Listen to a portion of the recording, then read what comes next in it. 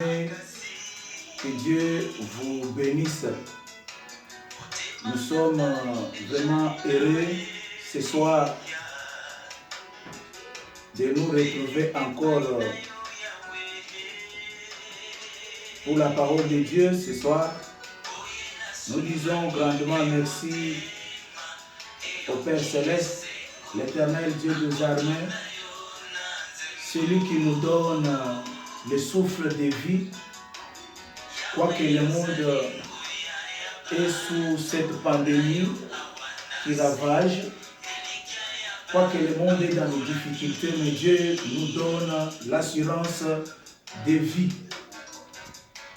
Ce n'est pas pour rien, David pouvait dire, je me couche, je m'endors, je me réveille, car l'Éternel est mon soutien. Un fils de Dieu, il dort dans l'assurance. Il se réveille avec assurance. Et voilà pourquoi nous sommes là cet après-midi pour partager cette pensée. Alors je vous dis, là où vous êtes, suivez ces messages, partagez ces messages, faites part aussi de ces messages aux uns et aux autres. Vraiment que Dieu vous bénisse. Et bonjour encore une fois. Aujourd'hui, nous allons, pour commencer notre message, nous allons lire Colossiens chapitre 2, versets 2 et 3. Nous lisons au nom de Jésus-Christ.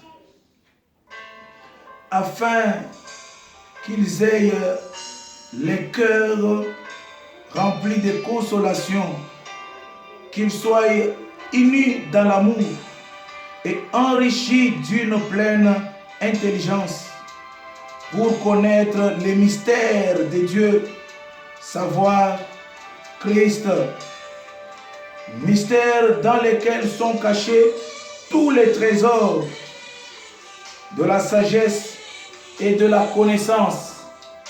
Ajoutons encore le verset 4. Je dis cela afin que personne ne vous trompe par des discours séduisants. Oui, nous pouvons encore lire Colossiens chapitre 1er verset 26 et 27. Nous lisons au nom de Jésus. Le Fils c'est d'elle que j'ai été fait ministre, selon la charge que Dieu m'a donnée auprès de vous, afin que j'annonce pleinement la parole de Dieu, les mystères cachés de tout temps, dans tous les âges, mais révélés maintenant à ses saints. Verset 27. Dieu a voulu faire connaître la glorieuse richesse de ce mystère parmi le païen, à savoir Christ en vous, l'espérance de la gloire. Merci, que Dieu vous bénisse.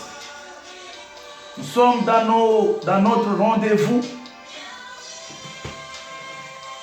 Je sais que la fois passée, ensemble avec vous, nous avons parlé sur le thème qui disait la maison bâtie sur les rocs.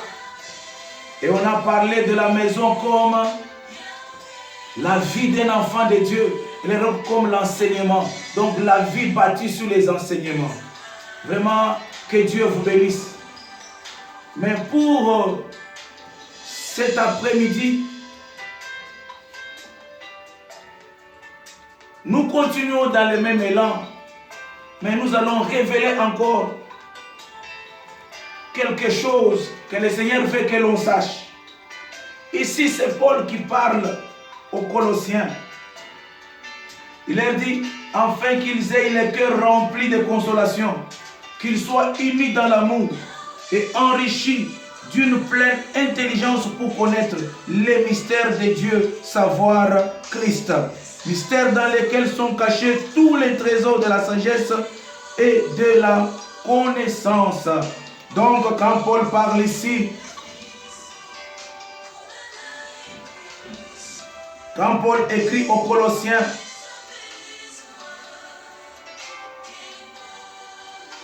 il fait qu'après cette lettre, qu'après cette prédication, qu'après cet enseignement, que les Colossiens soient remplis de consolation.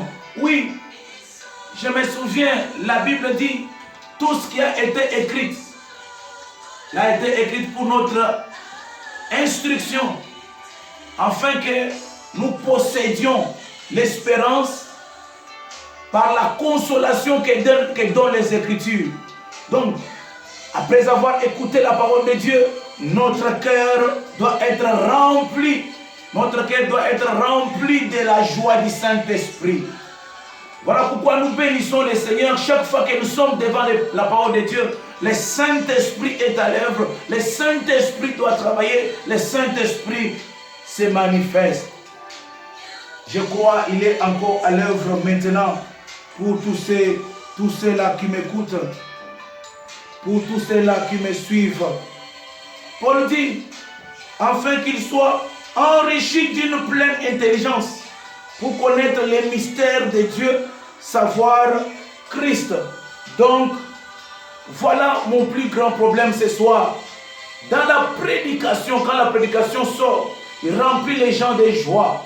Quand la prédication sort, il nous remplit de la connaissance, il nous remplit de l'intelligence et il nous met dans l'amour parce que, après avoir suivi les enseignements, après avoir écouté la parole, après avoir reçu la parole nous met à la même racine que Dieu lui-même.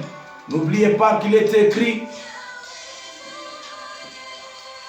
que je suis le vrai cep et mon père est le vigneron et vous, vous êtes les sarments. C'est-à-dire, Christ comme grand arbre, nous sommes les sarments. C'est-à-dire, les sarments sont attachés à l'arbre. Nous devenons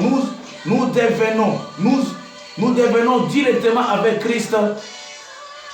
Nous partageons la même source avec lui. Alors, ce qui m'importe ici, vraiment, ce qui me touche, la Bible dit, à la fin du verset 2, la Bible dit, mystère, pour connaître les mystères de Dieu, savoir Christ. Donc, la prédication, quand nous faisons sortir la prédication, quand Dieu envoie son serviteur, c'est pour révéler les mystères cachés de Dieu. Donc, la prédication contient un homme. Parce que la Bible déclare, pour connaître les mystères de Dieu. Pour connaître les mystères de Dieu. Savoir Christ. Nous voulons dire que c'est Christ qui est le mystère de Dieu. Donc, le mystère de Dieu, c'est Jésus-Christ. Donc, il est le mystère caché. Donc, la prédication doit parler de Jésus et de Jésus seul. Il dit mystères dans lesquels sont cachés les trésors de la sagesse et de la connaissance. Donc, Jésus-Christ est le mystère caché de Dieu. Quand nous prêchons, nous avons besoin d'avoir la connaissance sur Dieu, d'avoir la connaissance sur Jésus-Christ. Donc, la prédication, c'est un mystère, c'est un mystère caché.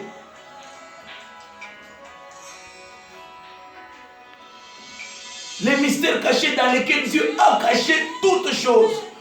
Je voudrais épingler un point pour dire aux enfants de Dieu, quand Dieu a besoin de te bénir, quand Dieu a besoin de t'offrir quelque chose, quand Dieu a besoin de te faire quelque chose, il ne va pas passer par tout autre chemin, il ne passera que par le chemin de la parole. Il est écrit dans leur détresse, ils crièrent à l'Éternel. Alléluia. Et l'Éternel leur envoya sa parole. Vous comprenez? Donc, ils étaient dans la détresse. Ils ont crié, dans leur angoisse, ils ont crié à l'Éternel. Mais l'Éternel n'a pas envoyé n'importe quoi. Il a envoyé la parole. Alors, vous comprenez que la parole est la réponse à tous nos problèmes en tant qu'enfants de Dieu. Dieu ne viendra visiter un peuple que par la parole. Quand Israël était dans les difficultés, il envoyait les prophètes, il venait avec sa parole. Alors, l'Église doit comprendre que la réponse de Dieu, c'est par la parole. Donc, et la parole, c'est quoi? Ici, on l'appelle les mystères. Vous comprenez? Ici, Paul parle aux Colossiens pour leur dire: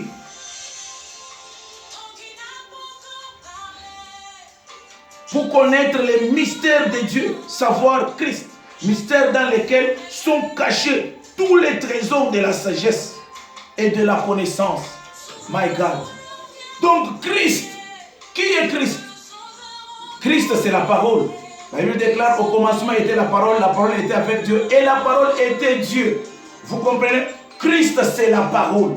Mais nous voulons comprendre si Christ est la parole. Donc, Paul dit que vous ayez la connaissance sur les mystères de Dieu. Mystères cachés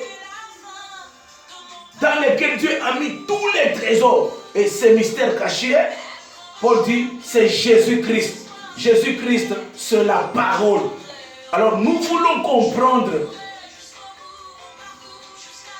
pourquoi on l'appelle mystère caché.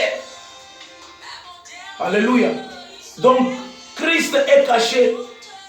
Vous pouvez comprendre depuis les débuts, depuis l'ancien temps, quand Dieu a envoyé les prophètes, tout ce que Dieu a envoyé depuis les temps anciens. Alléluia. Il était à la recherche du Christ. Israël attendait le Messie, ça faisait très longtemps. Israël attendait le Messie. Ça faisait très longtemps qu'il attendait le Messie. Donc, quand Moïse, quand les Abraham, quand les Élie, quand les Ésaïe venaient là, alléluia, donc Dieu était à la recherche d'un homme. Dieu était à la recherche du Christ. Voilà pourquoi Michée chapitre 5 dit: les origines des Messie remontent des temps anciens. Donc, quand nous voyons même Moïse aller délivrer Israël, c'est l'esprit de Messie. C'était les origines de Christ. Quand Samson tue les lions qui voulaient l'empêcher d'accéder, aller rencontrer sa femme, c'était l'ombre du Christ. C'était les origines du Christ. Parce que le véritable, c'est lui-même. Le véritable Samson, c'est Jésus-Christ. Alléluia. Qui a combattu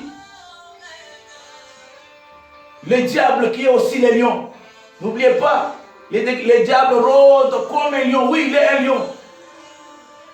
Voilà, le véritable Samson l'a combattu. Il l'a vaincu à la croix. Et aujourd'hui, il a eu l'accès à sa femme. Et cette femme n'est rien d'autre, cette épouse n'est rien d'autre que l'Église. Donc quand Dieu envoyait les prophètes, il cherchait Christ. Vous me comprenez? Quand il les envoyait là, il était à la recherche de Christ. Depuis les temps anciens.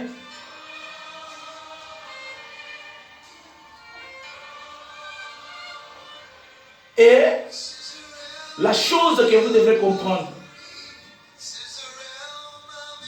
quand Christ est apparu, Israël a été voilé. Israël ne pouvait pas comprendre que c'est celui-ci que l'on attendait. Voici les mystères cachés. Christ était caché aux yeux d'Israël. Paul a dit, s'il est connu, il n'allait pas crucifier le Seigneur de la gloire. Il ne le savait pas.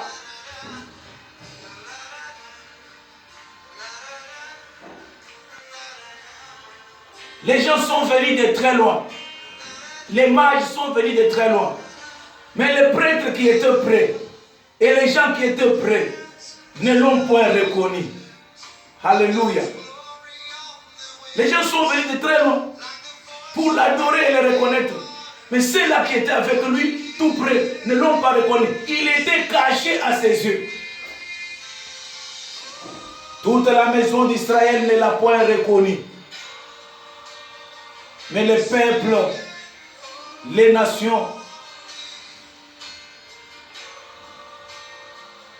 nous voyons les mages qui sont venus avec l'or, le myrrhe et l'encens et l'encens pour l'adorer. Je voudrais dire, ils ne l'ont point reconnu. Voilà pourquoi la Bible déclare en Genèse, Dieu a pris les eaux d'en bas, l'a formé les secs. Oui, les eaux d'en bas, c'est toutes les promesses, c'est toutes les prophéties qu'ont annoncé le patriarche, les prophètes de l'Ancien Testament. N'oubliez pas que l'eau, c'est l'image de la parole. Toutes leurs promesses, toutes leurs prophéties, c'était les eaux d'en bas. Alléluia. Car il ne parlait pas de quelqu'un d'autre. Il ne parlait que de Jésus. Le sec, c'est aujourd'hui Jésus-Christ. Parole faite chair. Il est voilé chez ceux-là qui ne le connaissent pas. Il est voilé pour le monde. Mais il est révélé pour les vrais enfants de Dieu. Révélé à l'église. Il est révélé pour notre temps. Bien-aimés, je voudrais que vous puissiez me comprendre bien.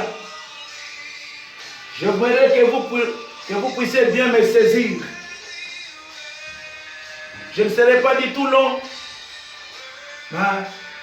Je vais me faire violence car quand un prédicateur dit que je ne serai pas long, c'est alors qu'il sera vraiment long. C'est Jésus-Christ, la parole faite chair. Voilà pourquoi nous avons besoin, quand un prédicateur s'élève du haut de la chair, qu'il nous parle du Christ, qu'il nous explique Christ, qu'il nous montre Christ. Alléluia.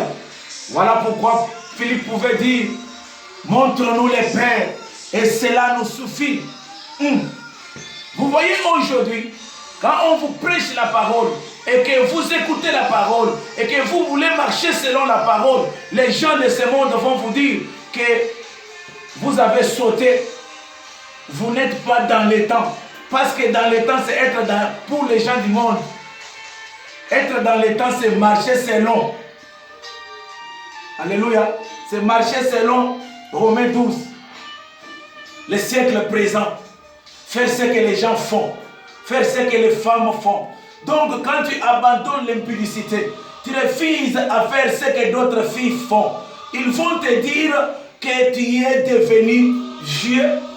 Ils vont te dire que tu n'es plus dans les temps. Mais je voudrais dire à quelqu'un, oui, qu'ils te disent que tu as sauté, qu'ils te disent que tu n'es pas dans les temps. C'est tout à fait normal. Alléluia. Parce que ce que toi tu fais là, eux ne le comprennent pas. Toi tu fais la vérité, tu agis dans la vérité, mais eux ils sont voilés. Alléluia. Ils sont voilés par rapport à la parole. Ils sont voilés par rapport à Jésus-Christ. Ils sont voilés par rapport aux enseignements. Quand toi tu vas abandonner la sorcellerie, quand toi tu vas abandonner les injures, quand tu vas abandonner de prendre les chanvres, de boire, ils vont te dire que tu as sauté. Oui, ils ont tout à fait raison, parce qu'ils sont voilés. Ils ne peuvent pas comprendre comment tu marches et qu'est-ce que tu fais avec Dieu. Voilà, nous avons besoin de prédicateurs qui se lèvent du haut de la chair et nous prêchent Jésus. Alléluia. Ils nous prêchent Jésus. Il nous enseigne la parole de Dieu. Alléluia. Écoutez, là où Jésus n'est pas, la parole n'est pas expliquée, Jésus n'est pas là. Je me souviens de ce jour-là, un week-end, quand Cléopas et son ami, les apôtres sur le chemin de l'Emmaüs, ils retournaient, ils se disaient, on a tué Jésus, c'est lui qui devrait nous sauver. Alléluia. Il est retourné. Comme il parlait de Jésus, Jésus s'est présenté au milieu d'eux. Je voudrais dire aux prédicateurs, dans vos églises, quand vous avez le temps de prêcher, Parlez de Jésus. Quand vous parlez de Jésus, Jésus va se présenter. Quand vous parlez de lui, vous le verrez. N'est-ce pas, il est écrit, lorsque vous élevez le Fils de l'homme, alors vous connaîtrez ce qu'il est. Prêchez Jésus, vous allez le voir. Il va se manifester dans l'église. Alléluia. Mais écoute quelque chose qui m'a beaucoup tiqué. J'étais en train de parler de Jésus. Amen. Sur les chemins de l'Emmaüs, ils parlent de Jésus. Jésus se présente au milieu d'eux. Mais leurs yeux, la Bible déclare, étaient empêchés de voir Jésus. Empêchés de reconnaître Jésus. Alléluia. Ils ne pouvaient pas comprendre que celui-ci c'est Jésus. Ils sont allés avec Jésus, mais ne le connaissant pas. Nos églises sont remplies de chrétiens qui disent que nous cherchons Jésus, mais qui ne le connaissent pas. Prédicateurs, ayez le temps d'expliquer Christ. Oh, alléluia.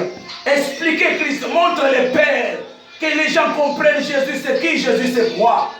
Oh, je voudrais vous dire, il est caché, voilé pour plusieurs, du début de Genèse jusqu'à l'Apocalypse.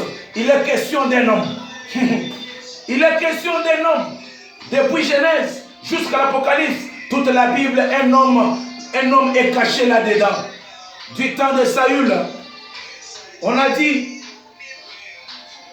ils sont allés demander à Dieu. Dieu leur a dit, allez dans les bagages. Un homme s'est caché dans les bagages. Quand ils sont allés pour vérifier dans les bagages, voici un homme s'est levé, c'était Saül. Les Écritures sont des bagages qui cachent un homme qui est là, le plus géant de tout le monde, c'est Jésus-Christ, le plus beau d'entre 10 000. Alléluia. Il est là, il est le plus géant. Moi je suis court, tous les prophètes sont courts, tous les apôtres comme moi sont courts. Alléluia. Mais le véritable, il est le géant, il est visible. Ne me montre pas un autre prophète, montre-moi Jésus. Dans l'église, nous avons besoin de le connaître, lui et lui seul. Alléluia. Alors, un prédicateur doit avoir les yeux pour vérifier, n'est-ce pas? Ésaïe chapitre 34, verset 16. La Bible dit, consultez les livres de l'Éternel et lisez. Ni l'un ni l'autre ne manquera. Mais la Bible dit, car c'est la bouche de Dieu qui l'a ordonné. Et c'est son esprit qui les rassemble. Je voudrais vous dire, la bouche de Dieu, c'est les prophètes. Tous les prophètes de ce temps-là, ils étaient ordonnés par Dieu. Mais c'est Jésus-Christ, le Saint-Esprit, qui est venu rassembler toutes les prophéties dans un homme Christ. Alléluia. Alors, du début à la fin, c'est un homme qui se cache là-dedans. Nous avons besoin de connaître cet homme. Cet homme, c'est Jésus-Christ. Par ta prédication, sors-nous un homme qui est caché. Sors-nous un homme qui est caché dans les Écritures. Les disciples de l'Emmaüs, ils étaient avec Jésus, mais ils ne l'ont pas connu. Pour les connaître, c'est au moment où ils sont assis à la table. Et Christ a rompu le pain. Et quand il a rompu le pain, il leur donna, et leurs yeux, la Bible déclare, et leurs yeux directement s'ouvrent. Et ils ont vu que c'était le Seigneur. Ils ont vu que c'était le Seigneur. Aujourd'hui, rompre le pain, c'est quoi? Aujourd'hui, dans l'église, rompre le pain, c'est quoi? Nous voyons Jean chapitre 5, verset 35-36. Jésus dit aux disciples, vos pères ont mangé dans le désert la manne, mais ils en sont morts. Mais pour vous, mon Père vous aime. Il vous a donné un pain du ciel, un pain qui descend du ciel. Les disciples ont dit, donne-nous ce pain. Et Jésus leur a dit, alléluia, je suis le pain de vie. Qui me mange n'aura pas faim. Et les disciples, quand ils demandaient le pain, Jésus leur dit, c'est moi le pain de vie. Je veux dire, Jésus-Christ, c'est lui le pain. Jésus-Christ, c'est la parole. Quand vous expliquez la parole, c'est ça rompre le pain. C'est ça faire fraction de pain. Quand vous rompez le pain, vous ouvrez les yeux de l'église. Vous ouvrez les yeux des enfants de Dieu pour voir clair. Ou sinon, Christ sera caché, voilé à leurs yeux, quoi qu'ils viennent à l'église, disant qu'ils cherchent Dieu. Oh prédicateur, nous sommes au temps d'ouvrir les yeux de l'église, les yeux des enfants de Dieu. Ça ne sert à rien de dire la vie bâtie sur les enseignements si les enseignements, s'il n'y a pas l'explication de la parole, bien sûr, s'il n'y a pas l'explication de la parole, tout ce que nous allons dire tout ce temps, nous allons passer le temps. Nous voyons aujourd'hui beaucoup de prédicateurs, quand ils passent se prêcher les voyages, quand ils passent se prêcher les diplômes, quand ils passent se prêcher les choses. Mais, chers serviteurs, arrête, je voudrais te dire, en Colossiens chapitre 1er, verset 26, 27, qu'est-ce que la Bible dit? Il dit, Christ mystère caché de tous les temps, de tous les âges. En ce mystère, Dieu a caché tous les trésors. Je voudrais vous dire, en Christ, il y a tout. Pour nous, les enfants de Dieu, pour la réussite, c'est dans la parole, en Christ. Pour tout ce que nous voulons faire, c'est dans la parole. Alors, apprenez à présenter Christ. Présentez Christ. Christ est ma réussite. Je voudrais dire, oh, Marie est allée à la tombe pour Jésus-Christ. Il ne l'a pas trouvé dans la tombe. Il a vu un homme comme un jardinier. Oui, il y a des gens qui voient Jésus comme un autre. Oui, il est parti chez les jardiniers pour dire, et c'est toi qui l'as pris. Montre-moi là où tu l'as mis. Et pourtant, c'était Jésus-Christ. Il pose à Jésus la question que je cherche Jésus. Mais c'était Jésus. Je voudrais te poser la question. Connais-tu celui que tu cherches? Chaque fois que tu es au désert, tu pries, tu es à la Bible, je vais à l'église, je vais suivre la parole, je cherche Jésus, je cherche Dieu. Connais-tu celui que tu cherches? Marie était en sa face, mais il ne l'a pas reconnu.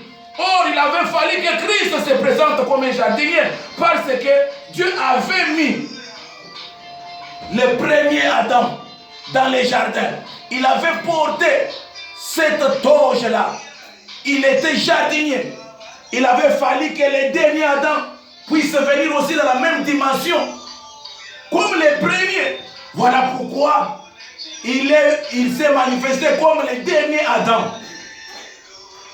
Un jardinier. Mais ils ne l'ont pas reconnu. Prédicateurs, prêchons Jésus-Christ pour que les enfants de Dieu les connaissent. Jésus-Christ, c'est la parole. C'est ça son nom. Son nom, c'est la parole. Quand vous lisez Apocalypse chapitre 19, verset 13, nous pouvons lire, excusez-moi, Apocalypse chapitre 19, verset 13. Qu'est-ce que la Bible dit? Voyons. Apocalypse, je suis presque à la fin de mon message. La Bible dit au 13e verset, excusez que je commence par 12. Ses yeux étaient comme une flamme de feu. Sur sa tête étaient plusieurs diadèmes. Il avait un nom écrit que personne ne connaît si ce n'est lui-même. Verset 13. Il était revêtu du vêtement teint du sang. Son nom est la parole de Dieu. Ici, il est question du Christ. Son nom, c'est la parole de Dieu. Voilà pourquoi il est écrit, là où deux ou trois se réunissent à mon nom, je suis parmi eux. Donc Jésus se trouve là où son nom est cité. Là où son nom, son nom c'est la parole. Alors, il ne faut pas dire seulement dans notre église, il y a la parole, il y a la parole. Non! Il faut avoir l'explication de la parole. Jésus-Christ est là où il y a la parole. Alors prêchons la parole. Les miracles suivront la parole. Les enseignements puissants déclenchent le miracle. Puissants déclenchent les guérisons. Je suis en train de dire à quelqu'un qui me suit, aime la parole. C'est dans la parole où il y a tout. En ce nom est caché tous les trésors de la terre. My God. Tous les trésors de la terre est caché là-bas. Tous les trésors de la sagesse, tous les trésors de la connaissance, tout est caché. Pourquoi Dieu a toujours aimé cacher les trésors? Quand vous lisez, je me souviens, Ésaïe, chapitre 45, verset 3, là-bas il dit, pour te donner l'accès aux trésors cachés, aux richesses enfouies. Je voudrais vous dire, c'est dans l'explication, là où vous allez expliquer la parole, les Écritures, faire sortir un homme qui est caché là-dedans. C'est un trésor qui est caché. Je n'ai pas besoin de chercher les voyages ailleurs. Je n'ai pas besoin de chercher les succès dans le ministère ailleurs. Je n'ai pas besoin d'aller à côté. Non, j'ai besoin de connaître la parole. Vivre la parole. Il est écrit, premièrement les royaumes. Toutes ces choses nous seront données. Excusez, je vais vous dire. Regardez cette femme. Non, ces filles. Ces filles qui faisaient là les défilés. Du temps de notre sœur Esther. Alléluia. Ils passaient là. Devant, mais avant les défilés, ils faisaient tout. C'était pour les rois. C'était pour l'homme. C'était pour l'époux. Mais le temps est venu. Avant de passer chez les rois, ils ramassaient les choses. Alléluia. Ils allaient pour les rois. Ou soit ils allaient pour les choses. Ces filles, elles allaient dans les défilés là. C'était pour avoir l'époux ou pour avoir les biens. Mais Esther a refusé de prendre tout ça. Il avait les yeux focalisés sur l'époux. Il avait les yeux focalisés sur l'époux. Car celui qui a l'époux, il a les choses de l'époux. Je dis à l'église qui m'écoute, je dis à l'épouse du Christ, vous êtes épouse. Tout ce qui appartient à votre épouse, c'est pour vous. Tout ce qui appartient à Christ est pour vous. Les dons, les miracles, la puissance, les bénédictions, les voyages, les mariages, tout est en Christ. N'allez pas chercher ailleurs. Oh, je dis, tu ne mourras pas comme ça si tu es. Même si tu meurs comme ça, mais tu as la joie d'avoir le mari. Tu as la joie d'avoir l'époux. Mais je te dis, dans l'époux, les biens de l'époux fera que nous soyons de quelqu'un. Vraiment, je suis au bout. Je suis à la fin de mon message. Ne soyez pas comme les disciples de l'Emmaüs avec Christ. Mais vous ne le connaissez pas. Tout ce que nous devons chercher, c'est le mystère caché. Jésus-Christ. Il est le mystère caché. Alléluia. Même quand vous lisez Apocalypse chapitre 10, verset 7, là on parle du mystère. Mystère caché. C'est un seul mystère. C'est un homme. C'est la parole. Alléluia. C'est un seul mystère de tous les temps, depuis que les Abraham ont commencé, depuis que la terre était. Alléluia. Dieu cherchait un homme. Il a commencé par Adam, il a commencé par tout là-bas. Il est venu s'asseoir en Christ. Voilà pourquoi quand il sortait les jours de ce jour-là, alléluia, le Saint-Esprit sous forme de la colombe est entré en lui. Dieu cherchait la maison. La maison de Dieu s'appelle Jésus-Christ. Les biens de tout ce que vous cherchez, les biens là, ça est là en Christ. Alors ne cherchez pas à côté, n'allez pas ailleurs. Je suis dans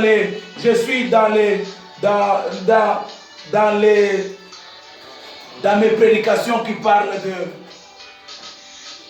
la vie bâtie sur les enseignements, sur les rocs. Et aujourd'hui, j'ai pris comme sous-thème Jésus-Christ. Mystère caché, en qui il y a tous les trésors. Voilà, nous n'avons